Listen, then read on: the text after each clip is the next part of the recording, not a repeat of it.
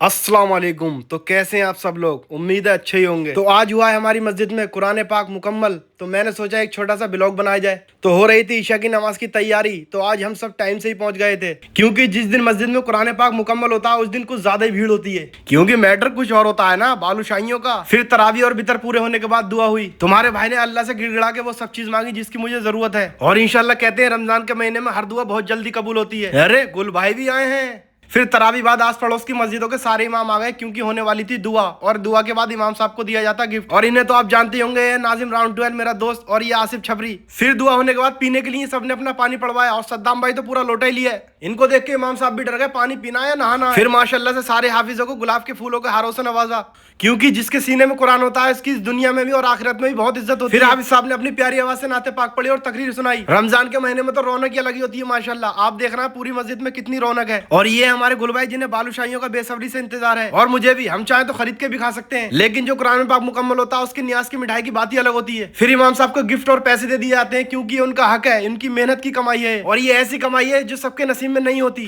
खैर, सबको सबका हक मिल गया था, लेकिन हमें अभी तक हमारा हक नहीं मिल पाया था। हम उसी के इंतजार में थे। फिर इधर नाजिम ने भी जिक्र छेड़ दिया कि भाई बालूशाही या चंद्रकला कब खाने को मिलेंगी। मैंने कहा भाई थोड़ा और सब्र करो, जब इतने दिन कराए तो। फिर होने लगी दुआ, उसके बाद सलाम पढ़ा गया। मुस्तफा जाने रहमत पे लाखों सलाम, शमे बज़ में हिदायत पे लाखों सलाम, हम गरीबों के आका पे बेहद दरूद, हम फकीरों की सरवत पे लाखों सलाम। फिर सलाम होने के बाद डॉक्टर साहब ने भी बालूशाहियों का जिक्र छेड़ दिया। बोले भाई अभी तक बट नहीं, क्या मामला है।